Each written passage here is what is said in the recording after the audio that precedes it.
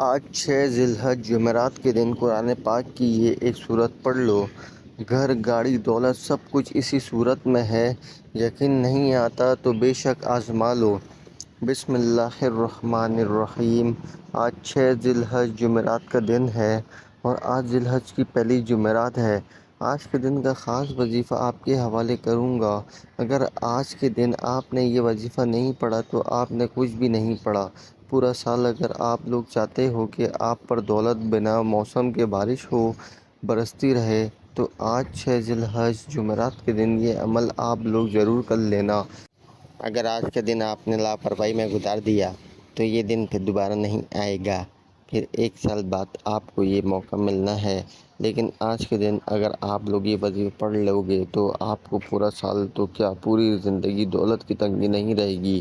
آج ذی الحج کی پہلی جمعرات کا خاص وظیفہ بتانے لگا ہوں کہ آپ کی خالی جھولیاں اگر وظیفہ پڑھتے ہی پیسوں سے نہ بھر جائے تو پھر مجھے کہنا، جو بھی آپ کی حاجت ہوگی، جو بھی آپ کی مراد ہوگی وظیفہ پڑھتے ہی پوری ہوگی انشاءاللہ۔ یہ دن پورے سال بعد آتا ہے۔ ذی الحج کی پہلی جمعرات آپ لوگ کسی سے معلوم کر لیں کہ یہ دن کیسا ہوتا ہے۔ آپ کو چاہے ذاتی مکان چاہیے ہو، آپ کو دنیا جہاں کی دولت چاہیے ہو، گاڑی چاہیے ہو، بنگلے چاہیے ہو، محل چاہیے ہو، قرضوں سے چھٹکارا چاہیے ہو، بچوں کی شادی کروانا چاہتے ہو، اپنی شادی کا مسئلہ ہے، جہیز کا مسئلہ ہے، بے اولادی ہے، تنگ دستی ہے، فاقے ہیں، مفلسی ہے، لاچاری، غریبی، فقیری، مسکینی، جو بھی آپ کے مسائل ہیں تو آج ذی الحج کی پہلی جمعرات کو یہ وظیفہ پڑھ لینا۔ بالکل سستی مت کرنا، یہ دن دوبارہ پھر نہیں آئے گا۔ پورا 1 سال کا انتظار کرنا پڑے گا، جہاں ہم سے 1 دن کا انتظار نہیں ہوتا۔ 1 سال کا انتظار کیسے کریں گے؟ یہ دن مت گنوانا، اس ویڈیو کو مت گنوانا۔ آپ لوگ چاہتے ہو کہ آپ کی زندگی سنور جائے، پورا سال آپ پیسوں میں کھیلو، پورا سال اپنا پیسہ آئے، آپ کو اپنی آنکھوں پر یقین نہیں آئے گا اور وہ پیسہ ساری زندگی آپ کے کام آئے گا۔ پورا سال بڑے سے بڑی حاجتیں، مرادیں انشاءاللہ پوری ہوں گی۔ یہ وظیفہ پڑھتے ہی اپنی زندگی میں تبدیلی دیکھنا، اپنی زندگی میں خوشیاں دیکھنا، اپنی حاجتوں کو پورا ہوتے ہوئے دیکھنا چاہتے ہو تو یہ وظیفہ لازمی پڑھ لینا۔ میں نے کئی دکھارے پریشان بہن بھائیوں کو یہ وظیفہ بتایا تھا۔ آپ لوگ یقین کریں یا نہ کریں، لوگوں کی خالی جھولیوں کو میں نے اپنی آنکھوں سے بھرتے ہوئے دیکھا ہے۔ لوگوں کے قرضوں کو ایک دن میں اترتے ہوئے یہ وظیفہ پڑھتے ہی میں نے اپنی آنکھوں سے دیکھا ہے۔ میں کوئی قسم نہیں اٹھا رہا اور نہ ہی دعویٰ کر رہا ہوں۔ آج کے دن کا یہ وظیفہ آپ لوگ خود پڑھ کے دیکھ لینا۔ آپ پر چاہے 1 لاکھ کا قرضہ ہو، چاہے 1 کروڑ کا قرضہ ہو، وظیفہ پڑھتے ہی اگر آپ کے قرضے نہ اتریں تو مجھے کہنا، قرضدار خود معاف کریں گے۔ یہ وظیفہ ایسا نہیں ہے کہ آپ لوگوں نے ابھی وظیفہ پڑھا اور 2 سال بعد پیسہ آئے گا۔ آپ پر پورا سال پیسوں کی بارش ہوتی رہے گی، پورا سال آپ پیسوں کی تنگی کا شکار نہیں رہو گے، بشرط یہ کہ آج کے دن آپ لوگ یہ وظیفہ پڑھ لو۔ چاہے صبح میں پڑھ لو، چاہے دوپہر میں پڑھ لو، چاہے شام میں پڑھ لو۔ آج کے دن صرف 1 بار پڑھ لو تو کافی ہے۔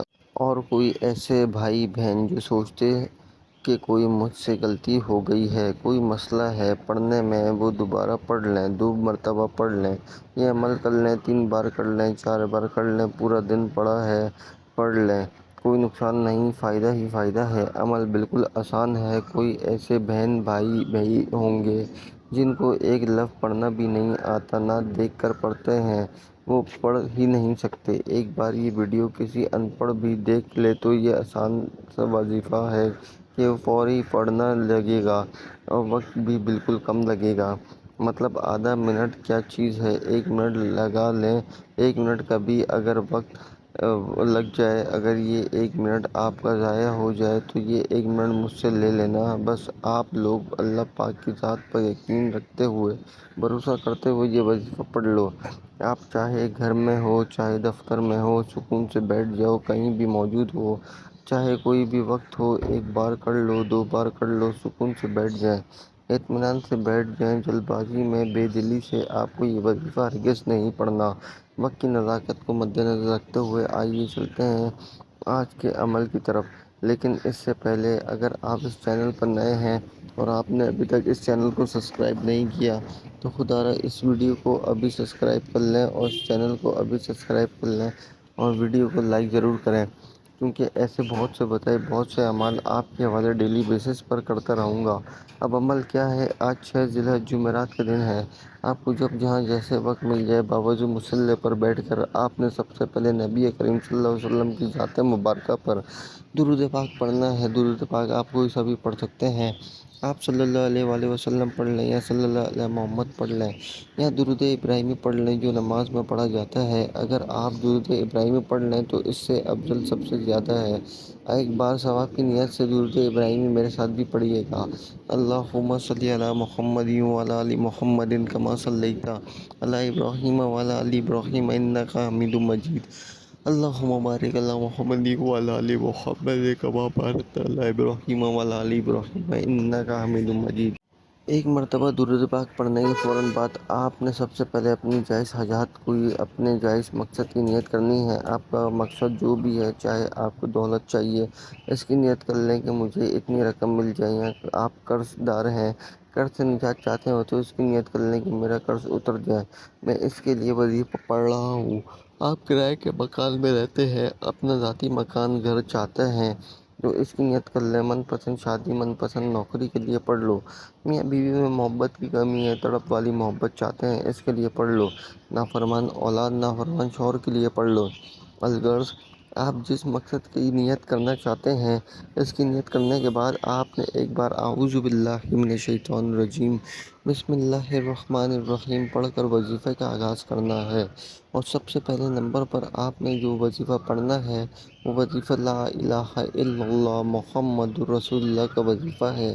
یعنی پہلے نمبر پر آپ نے پہلا کلمہ پڑھنا ہے۔ یہ وہ کلمات ہیں جن کو پڑھ کر کوئی بندہ دائرہ اسلام میں داخل نہیں ہوتا، اور اس کلمے کی ایک شان یہ بھی ہے کہ اس میں اللہ نے اپنے مبارک نام کے ساتھ اپنے محبوب کے نام کو بھی ذکر کیا ہے۔ ان کلمات میں بہت زیادہ برکت ہے۔ آپ یہ سوچ رہے ہوں گے کہ جب پہلے کلمے کی اتنی زیادہ برکات ہیں تو جب ہم اس وظیفے کو کریں گے تو یہ وظیفہ کتنا پر اثر ہوگا۔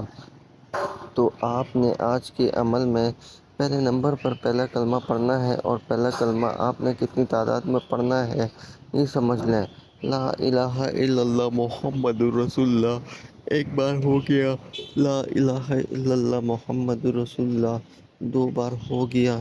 لا الہ الا اللہ محمد رسول اللہ 3 بار ہو گیا۔ اس طرح سے یہ وظیفہ آپ دائیں ہاتھ کی انگلیوں پر پڑھ لیں یا تسبیح کے دانوں پر پڑھ لیں۔ آپ نے صرف 3 بار پڑھنا ہے۔ ایک آدھے منٹ کا یہ سارا وظیفہ ہے۔ ایک ہی وقت میں ایک ہی جگہ پر بیٹھ کر آپ نے یہ وظیفہ پڑھنا ہے 3 مرتبہ۔ جیسے ہی آپ نے پہلا کلمہ پڑھ لیا، اب آپ نے فوری کیا پڑھنا ہے؟ اب آپ نے دوسرے نمبر پر استغفر اللہ پڑھنا ہے۔ استغفر اللہ آپ نے کیوں پڑھنا ہے؟ کیونکہ بعض اوقات گناہوں کی پکڑ کی وجہ سے وہ ضائع ہو جاتے ہیں، تو اس لیے آپ نے استغفار پڑھ کے اپنے صغیرہ و کبیرہ گناہوں کی سچی توبہ کرنی ہے۔ استغفر اللہ آپ نے کس طرح پڑھنی ہے اور کتنی تعداد میں پڑھنا ہے، توجہ کیجیے گا۔ استغفر اللہ 1 بار ہو گیا۔ استغفر اللہ 2 بار ہو گیا۔ استغفر اللہ 3 بار ہو گیا۔ اس طریقے سے آپ استغفر اللہ کو اپنے دائیں ہاتھ کی انگلیوں پر پڑھ لیں یا تسبیح کے دانوں پر پڑھ لیں۔ آپ نے صرف 11 بار پڑھنا ہے۔ 11 بار استغفر اللہ پڑھنے سے آپ کے صغیرہ اور کبیرہ گناہوں کی معافی ہو جائے گی، اور اس سے اللہ تعالیٰ آپ کے رزق میں برکت عطا فرمائے گا، اور آپ کو اتنا نوازے گا کہ آپ خود بھی سمجھ نہیں آئے گا کہ مال اور دولت کہاں سے آ رہی ہے۔ جب 11 بار اچھی طرح گن کر آپ استغفر اللہ پڑھ لیں تو اس کے بعد تیسرے نمبر پر آپ نے کون سا وظیفہ پڑھنا ہے یہ لازمی سمجھ لیں۔ آج 6 ذی الحجہ جمعرات کا دن ہے۔ جہاں کہیں آپ موجود ہوں، آج ذی الحجہ کی پہلی جمعرات ہے، جہاں کہیں بھی آپ موجود ہوں، آپ کو یہ وظیفہ پڑھنا ہے۔ آپ یہ وظیفہ لازمی پڑھ لینا۔ آپ نے 11 مرتبہ استغفر اللہ پڑھ لیا تو اب آپ نے تیسرے نمبر پر جو وظیفہ پڑھنا ہے وہ وظیفہ لا الہ الا اللہ هو الرزاق یا اللہ کا وظیفہ ہے۔ بڑے آسان سے کلمات ہیں۔ آپ نے ان کلمات کو کیسے پڑھنا ہے، کتنی بار پڑھنا ہے، توجہ کیجیے گا۔ لا الہ الا اللہ هو الرزاق یا اللہ 1 بار ہو گیا۔ لا الہ الا اللہ هو الرزاق یا اللہ 1 بار ہو گیا۔